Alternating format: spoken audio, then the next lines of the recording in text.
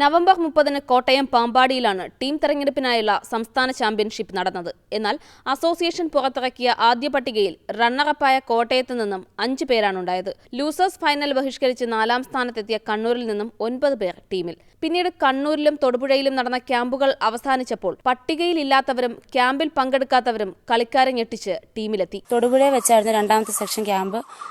ഇതുപോലെ ഞങ്ങൾക്ക് 23-ാം തീയതിയാണ് ജനുവരി 23-ന് സെലക്ഷൻ നടന്നു.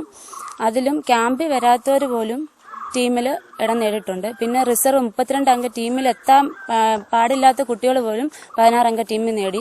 അപ്പോൾ നമ്മൾ 2ാം സ്ഥാനം കിട്ടിയവർ വെറുതെ 5 പേരിൽ 2 പേര് മാത്രമാണ്. മികച്ച ഫോമിൽ കളിക്കുന്ന താരങ്ങളെ പുറത്താക്കാൻ നാണം കെട്ട ഒത്തുകളിയും പരിശീലകരുടെ നേതൃത്വത്തിൽ ക്യാമ്പിൽ നടന്നതായി കളിക്കാർ ആരോപിക്കുന്നു. അധികം ആളുകൾ ഉള്ളതുകൊണ്ട് ഡിഫൻസ് എടുക്കുന്ന സമയം വന്നപ്പോൾ ഒരേ പൊസിഷനിൽ 2 പേരുള്ളത് വെച്ച് അവർ എറിയാൻ വരുമ്പോഴത്തേനും ഡിഫൻസ് എടുക്കുന്നവർ മാർക്ക് കൊടുക്കുകയും ഞങ്ങൾ എറിയാൻ വരുന്ന സമയത്ത് 2-3 പേര് ചേർന്ന് ഞങ്ങളെ ഡിഫൻസ് ചെയ്യുകയും ഞങ്ങൾക്ക് കളിക്കാൻ പറ്റാത്ത സ്കോർ ചെയ്യാൻ പറ്റാത്ത ഒരു സാഹചര്യം ഉണ്ടാകുകയും ചെയ്തു. മദ്യപിച്ചതിനും മയക്കുമരുന്നടിച്ചതിനും ക്യാമ്പ് സമയത്ത് കേസുകളിൽ ഉൾപ്പെട്ടവരും ഹാൻഡ്ബോൾ ടീമിൽ ഉൾപ്പെട്ടിട്ടുണ്ട്. നേരത്തെ അസോസിയേഷൻ ഭാരവാഹിയുടെ മകനെ ബീച്ച് ഹാൻഡ്ബോൾ ടീമിൽ ഉൾപ്പെടുത്തിയത് വിവാദമായിരുന്നു. വിഷയത്തിൽ ഇടപെടണമെന്നാവശ്യപ്പെട്ട് മന്ത്രി തിരുവഞ്ചൂർ രാധാകൃഷ്ണന് പരാതി നൽകി കാത്തിരിക്കുകയാണ് താരങ്ങൾ. റിപ്പോർട്ടർ, കോട്ടയം.